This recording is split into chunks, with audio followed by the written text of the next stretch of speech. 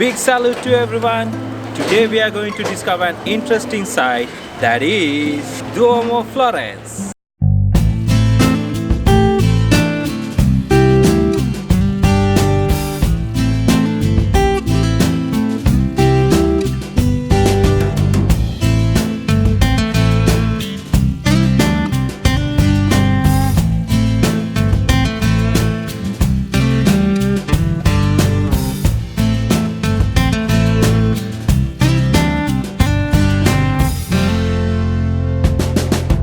On this video, we are going to cover this Baptistry, bell tower, Florence Cathedral, and I'm going to climb the dome as well.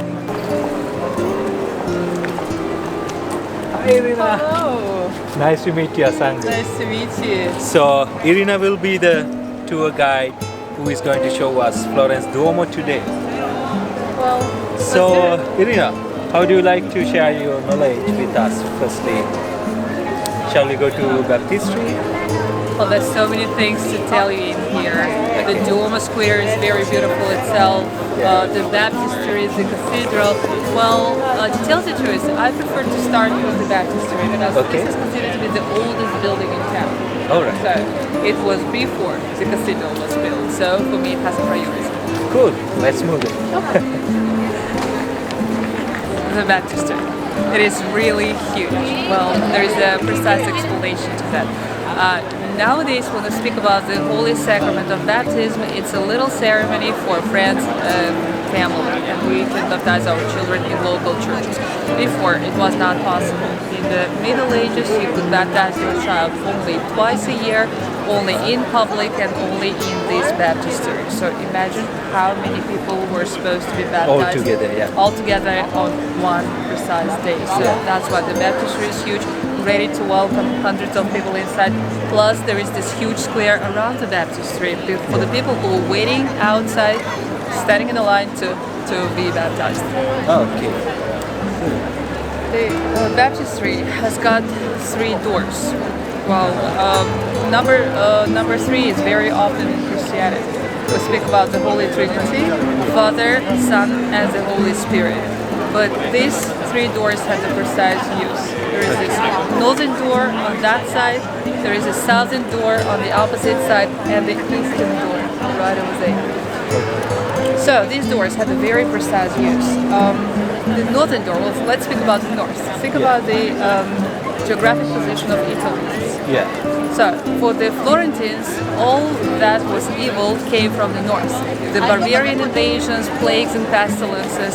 So, they believed that the devil was in the north. Okay. Yeah. That's why the people who were going to be baptized, they were using the northern door to go exactly this way. They were leaving the devil behind their backs.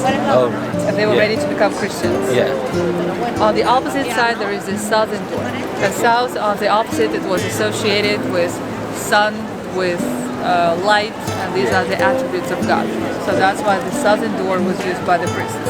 So people coming from the northern door would meet the people, the priests coming from the southern door in the center, and after the Holy Sacrament of christening was over, this eastern gate, the gate of paradise, was opened, and the people could go into the church. Okay. It makes sense to come from the north and then to southern directly to the church. Well, actually, this is the eastern destination because north is there, south is there, Okay. Yeah. and this is the east. East. Okay. Why east? East is where the sun rises. So, in a very symbolic way, people were going towards the sun. Yes. That's why this is the most beautiful and decorated door ever, the Gate of Paradise. Gate of Paradise. Shall we go close and have a look? Take a look. Okay, Alright. let's go. This is the famous Gate of Paradise. Well, that's a replica, of course. The original one is carefully stored inside the Duomo Museum. But that's a very good replica. They spent €1 million to make it. So it's actual gold or gold plated? This is a bronze these are bronze panels with the gold top. So the original one was made by Lorenzo Ghiberti, and it took Lorenzo Ghiberti 27 years to cast, chisel, polish, and engrave these panels. And he had a very difficult task. He was supposed to represent all the Old Testament in 10 panels. So it was very, very difficult, next to impossible. So what he did, he decided to place several stories into one panel. Well, in order to distinguish one story from the other within one panel, he had to use different reliefs, starting from high relief for the figures that are standing out, they seem to be go out of the panel. Then there is mid relief and shallow or very low relief for the scenes at the background. Okay.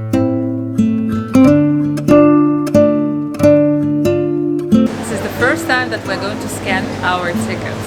Well, make sure you use this barcode and make sure you hold on to your tickets during the whole visit, because your tickets will be valid for 72 hours after the first scanning, and they are valid for all the buildings of the Duomo complex, the Baptistry, the bell tower. The cathedral is free of charge, but inside the cathedral there is a crypt. So this is good for the crypt, and the dome and the Duomo museum.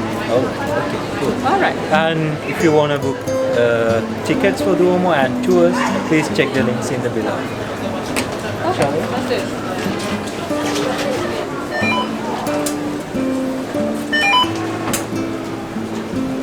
We're inside the Baptistry, and this is the place where the first contact of a person with God happened through the Holy Sacrament of Baptism. So that's exactly why everything here speaks about the presence of God. Well, first of all, the shape of the Baptistry.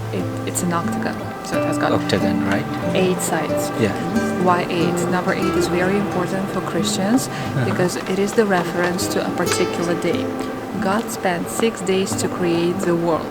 The 7th day was the day of rest. So the 8th day does not exist in the week. That's a spiritual day, the day when the dead resurrect, and this is the day of the final judgment. So we will speak about Christ, the judge here, whose figure is right there on top. Yeah. Right over there, there's this almost 9 meters figure of Jesus Christ. Okay. Let's take a better look at it. Yeah. Right there on top, you can see the figure of Jesus Christ, Christ the judge, and he shows 2 ways. On the right hand side of Jesus, he's welcoming the people to paradise, and you can see that the dead resurrect and the angels are welcoming them to paradise. With his left hand, he's rejecting the sinners, and the demons are taking them to hell. Well, hell is probably the most scary representation of this whole cycle. You can see the figure of Lucifer in the very center, that green monster with the horns, and he's devouring a sinner, and he's got 2 snakes coming out of his ears that are torturing the people as well. As the whole scene is full of giant lizards and frogs and the snakes, and that's a very scary image. Scary nowadays. Well, imagine for the medieval people who were really scared when they looked at that scene. Exactly. True. Okay. The whole dome is really worth of our attention. It is made of gold. So this is gold and vitreous paste, and this is how they make golden mosaics, like the Venetians did. And actually, the design was made by Florentine masters, but the craftsmen who were actually laying the pieces of mosaics, they were invited from Venice. And gold is very important for Christians. Gold is eternal metal, it never rusts, as eternity is the attribute of God. He has neither beginning nor the end. Gold is precious, as God is precious for the believer. And imagine, there's not so much light coming here from the outside. So gold has this incredible capacity to reflect the light. So despite of the fact that the windows are really tiny here, you see that the dome is still shining. Yeah, exactly. And the whole dome is actually the Bible for the poor people. poor people could not read. They could not even understand what the priest was talking about because everything was written or pronounced in Latin. So unless you were a very educated person, you did not understand neither the Bible nor the priest. And simple people needed visual art to be able to imagine, to be able to understand. So these are like the beautiful illustrations for the Bible, starting from the creation. Then we see the stories of Jesus, then we see the stories of Joseph the Hebrew, and the lowest register is dedicated to Saint John the Baptist. Why Saint John the Baptist? Because he was the first one who baptized. He baptized Jesus in the river Jordan. Okay, that's why it's called St. John's Baptistry. Exactly, like almost all the baptisteries in Italy, they are dedicated to St. John. You go to Pisa, there is the Baptistry of St. John. You go to Siena, there's the Baptistry of St. John. All right. Okay, so shall we move out and let's go to the Duomo. Sure. All right. We are in front of the Duomo Santa Maria del Fiore, the symbol of the city of Florence. It was built in the 13th century, in the times when this city was the city of merchants, the city of bankers, the city of opportunities, and those rich people, they wanted to be proud of this city. We speak about the Middle Ages when God was in the center of the universe. So that's why the most important building in town was the church. And those rich people wanted to have the biggest and the most beautiful church in the world, as they had a big trouble. Because in those days, in the 13th century, there used to be a tiny little church which was too simple, too inadequate to represent the proud spirit of Florence. So what they decided to do, they decided to demolish that old church and to build the biggest church in the world. So Santa Maria del Fiore used to be the biggest church in the world until guess what? Vatican. Exactly. So the popes did not like the idea that Florentians had the biggest church in the world. They demolished the old St. Peter's church and they built a bigger one. Okay. Now we're fighting for the 4th or the 5th position here because we don't really know how to measure whether it's length or its height or its square meters. Anyway, this is one of 5 biggest churches in the world with the official capacity of 30,000 people inside at the same time. That's really long. The first architect of this church, Arnolfo di Cambio, had a very challenging task because he wanted to reflect the name of this church in its plan. Santa Maria del Fiore means Our Lady with the flower. Why flower? Because that is the symbol of Florence. The Florence lily, which can be found everywhere. Plus, that's a reference to the name of the city, Florence. Florencia, Firenze. Well, he had a challenging task. He wanted somehow to connect the church to its city. Usually, a church is built in the shape of a cross, a long nave which goes towards the transept. A cross on which Jesus Christ was crucified. So this church has a cross shape, but this shape has a shape of a flower as well. You can see a long stem which goes to the 3 petals. And actually it's better seen when we climb the dome, you will be able to see this flower-shaped plant rather than from the top. So this incredible church was supposed to be crowned with the dome. That's another difficult task for Arnolfo di Cambio. But he had no idea how to build the dome. And he said, well, if you want to have the dome, you will have it. But this is not going to be my problem because this is going to be the problem of the future generations. Because he was pretty sure not to be able to arrive when the Florentines will come up to the building of the dome. He was totally right because it took them 70 years to build the structure of the church. When they arrived after the building of the dome, of course Arnolfo di Cambio was not there any longer. And this was a problem of the new generation of architects who still had no idea how to crown this huge Duomo with the dome. Why did they want to have a dome? The word dome comes from the Latin word domus, which means house. So it was supposed to be the house of God, the house of all Christians, for every Christian that goes inside. So that's why The only solution was to have the dome, but how to build the dome? Previously, domes were already built, but these were smaller domes that were built with the help of wooden scaffolding. The structure on which the bricks were laying, and when the dome was over and the concrete was solid, they would just remove the scaffolding as the whole dome was supposed to stay on top. But this system could not be applied to this huge dome because it's huge. Exactly, too much wood would be needed, and the condition to the beams was supposed to be that the beams had to be made out of entire trees, and we don't have such huge trees. To find here. Right, so the diameter of this big hole was 42 meters. Okay. Well, no tree in Tuscany could reach that height, so that's why they had no idea how to do it, and that's why this huge church was standing with a huge hole on over its main altar for 60 years. Okay, 60 years. Just imagine the sun shining into it, the rain falling down, and the church could not be used. And then the genius arrived, Filippo Brunelleschi. Brunelleschi, yes, famous Brunelleschi. Brunelleschi, he was really incredible, he was a genius. He said, you want a dome, you will get two domes. Okay. One dome will be nested inside the other. So what we see here, that's a protective shell. The real dome, the heaviest part, is inside. Really? Because basically there are two domes and there is 1 meter distance between the two domes, and that makes the whole structure much lighter. Then it will help us to go and climb the dome as soon as we are ready to do that. Okay, so that we are climbing the gap. Exactly. Between it, you can touch both domes with your hands because the gap is really, really tight.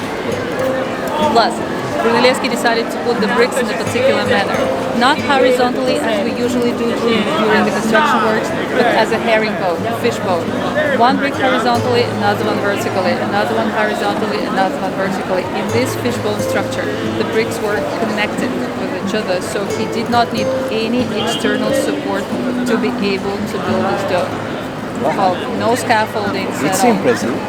It's incredible. And he was so jealous about this project. He was so afraid of competitions that he never left anything on paper. Still, we have a lot of questions how this miracle of architecture is still there on top. It is. By the way, later, when Michelangelo was asked to build a bigger dome for St. Peter's, because the popes wanted to have the biggest house of God, well, Michelangelo said, Brunelleschi, hard to equal, impossible to surpass. So still, this dome remains the biggest Dome in the world. Wow. You're ready to climb it? Yes, of course. Yeah.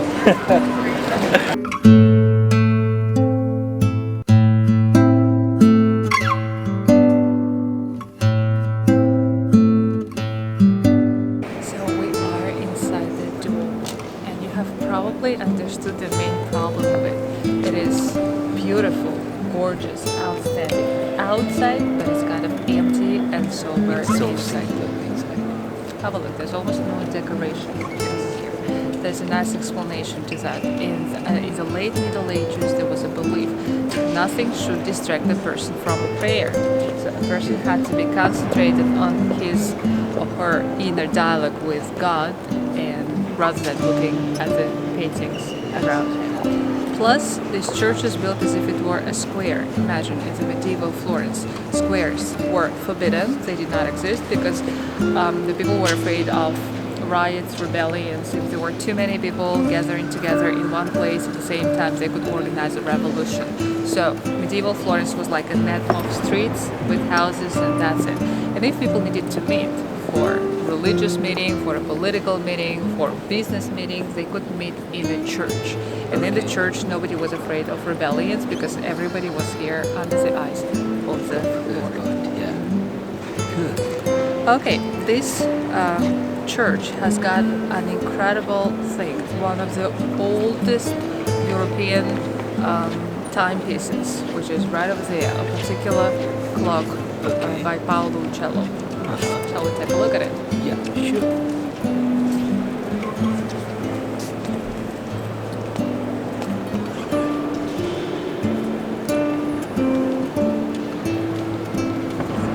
This is the visible part of one of the oldest European timepieces, and it is called oriolo, and it's very particular. Well, take a look at this clock and tell me what's so strange about it. It disrespects all modern clock-making rules ever. Really? Take a look at it.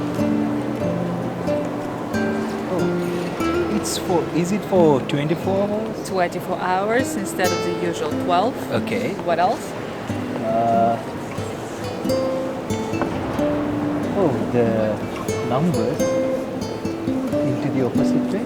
Exactly. Yeah. The computation of time starts below, and the only hand of this clock goes counterclockwise. Okay. Yeah. So And then this is to the opposite side. exactly, and the numbers are Roman numerals. And please tell me, what time is it now? Looking at that clock. It's 22. 22. So it's 10 o'clock, 10 p.m. Yeah. What time is it now? Can you look at your watch? Now it's 3:30. 3:30, so at 10 o'clock here on 10:30 to be more precise. Okay. Well, it looks broken, but it's not, because the computation of time doesn't start at midnight as we do in the modern times. Oh, okay. It starts from the sunset of the previous day. That's when they start reading Ave Maria. So the sunset yesterday was more or less at 5 o'clock. So if you do the calculation, you will see that it's Now it's already 10 o'clock. 10 o'clock, According 10. to the sunset. Oh, it makes sense. Well, so the sunset will be here like in a couple of hours already. Yeah. And then we'll start, the new day will start. Yes. Okay. Cool. So, shall we move to the other side of the church? Shall we? Yeah, let's go. Yeah. Well, Brunelleschi was a genius. That's why when he died, he got an extremely prestigious burial place, the crypt of this church. Let's go see it. Sure. Brunelleschi is here. Now he's buried behind those bars. So if you come closer, you can take a better look at his grave. Okay. Oh, that's where the genius is buried. So only Brunelleschi. Only Brunelleschi is here. We are now in the holiest place of this church, the Crypt of Saint Mary. Do you remember I told you about that 5th century church which was too old, too inadequate to represent? They decided to break that church. But during the construction works, they still needed a church to provide the religious service. So in a very simple way, they started to build that huge church, Santa Maria del Fiore, around Saint Mary. Okay. And when the Duomo was over, they simply demolished Saint Mary within the walls of that church. But they left the lowest part. So basically we are now in the crypt, but this crypt is that 5th century Old church. church. So the stones are absolutely incredible here. So you see the original level of walking back in times. You see those beautiful mosaics on the floor. So that's the 5th century level of walking. Okay. Then they were rebuilding and rebuilding. They were making it higher and higher just to protect the church from the floods as well. So that's the 5th century walking. That's the 13th century level of walking.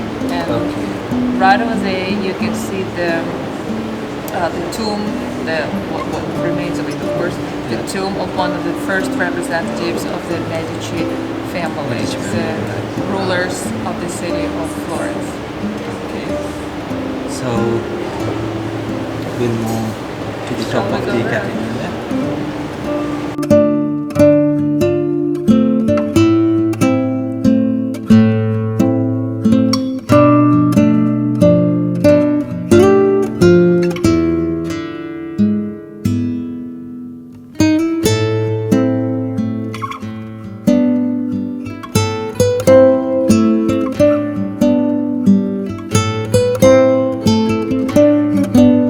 It's so tired. It is. Well, but it's a good reward. Right? Yeah, exactly. So we are standing here under the Brunelleschi's dome. And Brunelleschi, he was a genius, he was an architect, a goldsmith, a sculptor, but he was not a painter. Yeah. Well, he simply left this dome white. So he knew for sure that this dome would be decorated anyway. So what he did, he left the holes. Can you see the two levels of holes right there in the dome? Yeah. So he he left them just to make sure that the future painters or decorators will use them for the bridges. So imagine a beam in one hole and another beam in the other hole. He put the bridge on top, and those painters, they were standing here in a very risky and uncomfortable position trying to decorate this huge dome with frescoes and paintings. This is the biggest picture in the world. Well, if you place this picture horizontally, it will be as huge as the football field. So 3,600 square meters. Wow. Right, it's really enormous. And as usual, it shows us the scenes of the final judgment, the last judgment. Here you can see in the center Christ the judge, who welcomes the good people, the blessed people to paradise, and he's welcoming him down with the right hand, and with his left hand with the open arms. With the open hand, yes, he's welcoming the people in paradise. And the other hand, the left one, rejects the sinners who go to hell. Well, usually hell is represented on the left side of Jesus, but in this representation, as you can see, hell is everywhere. It's underneath. You can see different scenes from hell. And the scariest part is probably that one. That's where we see the Lucifer who is torturing the people. Wow. And these are the frescoes and paintings made by Giorgio Vasari, the court architect of the Medici family. And when Vasari died, there was another person who continued the painting, Federico Zuccari. And it's really beautiful. I don't know how they made, how they struggled to paint this. I believe so. There's also a particular perspective down here, because what we see from here is not the same thing that we see from underneath. So imagine they had to use some particular type of perspective, a deliberate deformation of some figures, so like this. In different levels. Exactly, you can see it perfectly well. Okay. So we are ready to start planning the dome itself.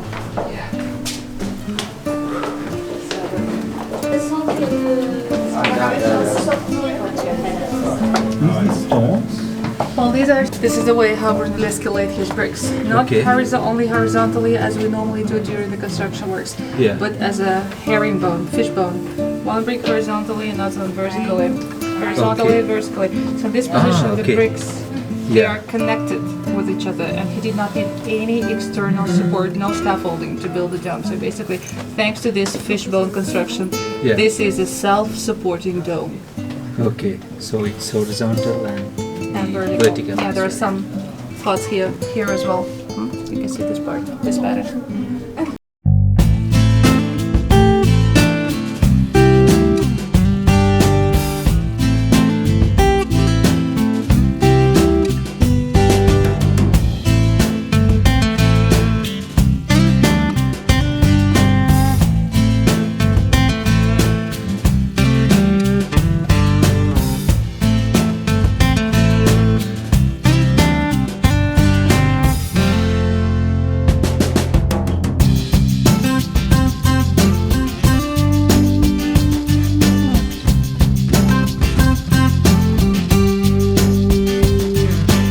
Amazing view on the top of the dome, and Florence city has become more valuable because of these sites, which you cannot see anywhere else in the world, and it's absolutely beautiful, and you can have a magnificent view here and 360. So the view is absolutely breathtaking, so you can see all the city of Florence in your palm.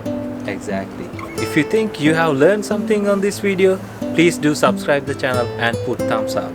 Well, thank you for being with me on the Duomo tour, and if you guys have any questions, don't hesitate to ask me. Just write a comment under this video and we'll be happy to respond. Thank you very much, Irina. You are a wonderful guide, and now I know how you have rated as a 5-star tour guide here in Florence. Oh, you're very welcome, and I hope to see you on other tours here in Exactly. Florence. Show me the rest of the places in Florence. Well, I have something to tell you. Alright, thank you. Okay, see you on next video. And the last, but not the least, shall we climb the bell tower? Yes, let's go. And it's a little bit dark and a bit rainy as well, but let's go up and see the view. Okay, let's do it. Let's go.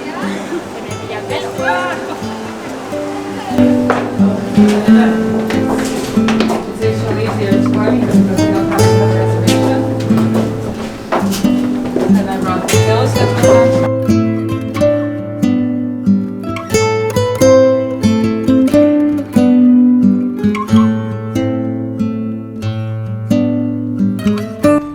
It's raining here, but still we can have the best view of Florence city in the night view of Florence city, because in the daytime we saw the view from the top of the dome thanks to Irina, and again she gave me a surprise. She said like, yeah, I have to tell you something, and then she took me here and to see the best view of Florence city in the night time. So thanks to Irina, I saw the daytime view and also the nighttime view, and it's absolutely amazing. Thank you. Well, the particular thing about this climb is that when people climb the dome, they miss the dome itself. Yeah. Because you see everything except for the dome. So Yeah. from here, you can see the dome, the Dome, marvelous yes. creation of Filippo Best view of Brunelleschi. dome. Yes. And also there are some levels, right, in this bell tower. Those bell tower, there are Three terraces, exactly. Yeah. So you have different viewpoints of the city of Florence. Yeah. And then if you are too tired, you can simply decide to go down. Exactly. And another important thing, because they are giving some certain number of reservations to climb the dome.